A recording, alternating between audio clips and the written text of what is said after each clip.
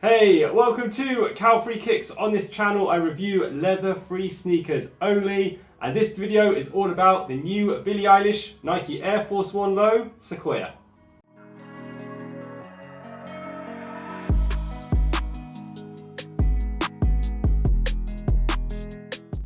Welcome to the channel. If you've not seen one of my videos before, I always look into 5 different categories when I review a pair of sneakers. Then at the end of the video, I will give these Nike Air Force 1 Low Billie Eilish Sequoias an overall rating out of 5 stars. If you do like what you see as you're going along, as always, do not forget to show a little bit of support by clicking the little thumbs up like button below on your device. And whilst you're down there, if you haven't already, please do take the time to subscribe to the channel. So let's start the review off, as we always do, by checking these Billie Eilish Nike Air Force 1 07s out on feet.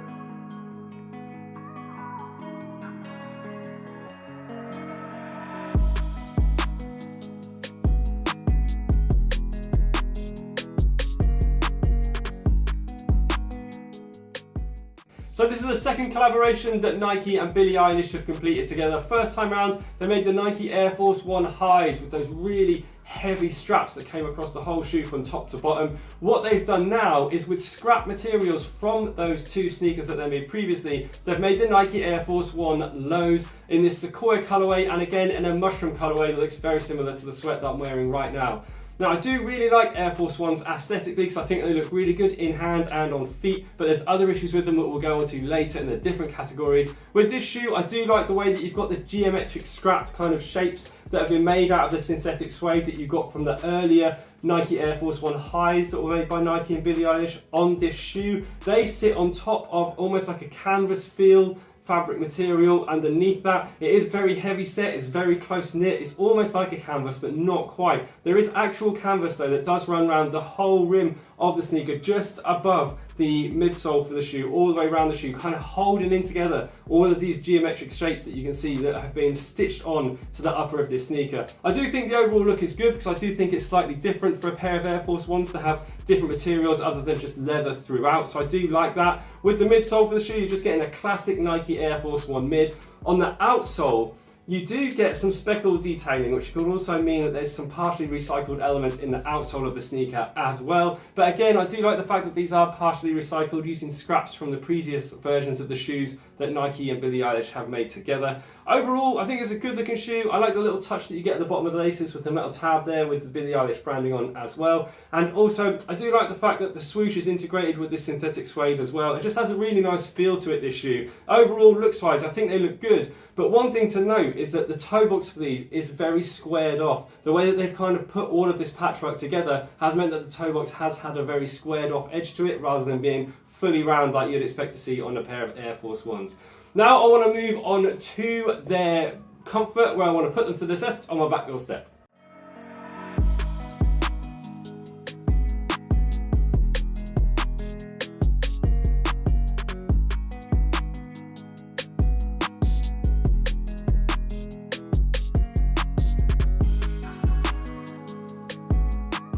It's been so long since I made a video due to illness that I almost forgot what section 2 was, but it is comfort, and I've always had an issue with Nike Air Force 1s and the comfort that they offer. Just because you can see from the step test, I was putting so much pressure on this air cushioned midsole and outsole unit, and I was just getting nothing back. They're so rigid. To flex these takes a lot of effort, and it just feels that underneath your feet, that flexibility really is lacking when you're walking, almost creating like a clip-clop feel because the whole shoe doesn't naturally flex as you're walking along. Now, they have introduced with this pair of sneakers a fully recycled Zoom X insole, which does add a little bit of comfort under feet, more than you'd normally expect from a pair of Air Force 1s. And don't get me wrong, the amount of padding that you get in the collar with these, the tongue is nicely padded, it's nicely padded throughout the midfoot and the toe box area. that really on top of your feet, they feel very snug and comfortable, but I do think they're almost like a dead rubber underneath your feet and really do lack that comfort and bounce. And I have seen someone say that they're cloud-like under feet, but they are far from it. An incredibly rigid ride. On top of your feet, fit-wise, these are an absolute true fit. I do have slightly wider than average feet, but there's enough room in the toe box area for these for my slightly wider feet, so I wouldn't worry about going half a size up or half a size down, but I would worry generally about the comfort that you're going to get from these in the long term. Now I want to move on to their weight, where I want to pop them on the scales.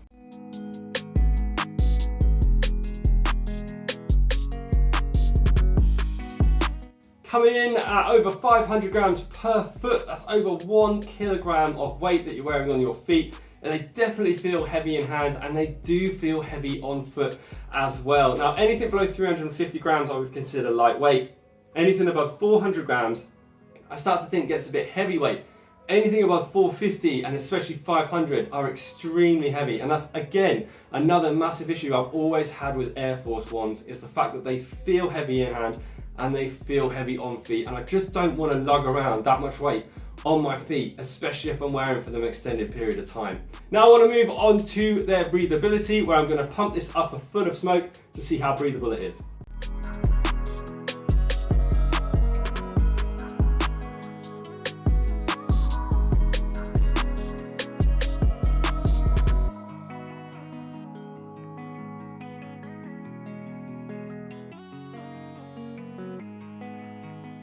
Breathability wise, these Nike Air Force 1 Low Billie Eilish are going to offer you absolutely zero.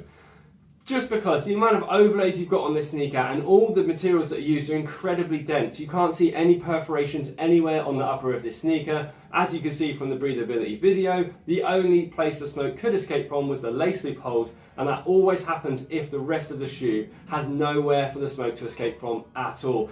Unfortunately, that does mean that these are going to offer you absolutely zero breathability. Now, if you're looking at buying these as kind of like a rugged winter shoe, which Nike Air Force Ones are mainly worn for, then yeah, you probably don't mind the breathability at all. But I always want to see at least some breathability in shoes, because, for example, if you're going to wear these out in wet conditions, yes, your feet are going to stay dry, but they will eventually get wet, and this will just weigh them down even more because of the heavy, dense materials you've got on the top of your feet. Now, moving on to their price, these came in at £115. Do I think that's a fair price?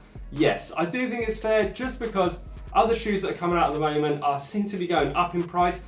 These Air Force Ones have kind of stayed in the same region of the other Air Force Ones, so I don't think it's an unreasonable price to release them at. But overall, the score for these sneakers can be no more than 2 stars, and that's only because they're being held up by the price and the looks. I think in every other department, the weight, the breathability and the comfort, 3 incredibly important things when you think about buying a pair of sneakers, in my view, they are really let down in all of those areas. And one thing that's really disappointing me is that yes, they've used scraps from the previous versions, but could they have done something else with them to create a different type of Air Force One, other than the standard heavy, uncomfortable Air Force Ones that you kind of normally get? I would love to have seen kind of like a knit upper on these or something to make them lighter weight, but instead they've used a lot of other materials that have probably counteracted the fact that they've used scraps, and these probably aren't as sustainable as they say they are. Now, if you've liked what you've seen today, please do not forget to leave a comment below. You can also, again, give the video a thumbs up like before you leave. Also follow me on Instagram. Hope to see you again soon. Bye.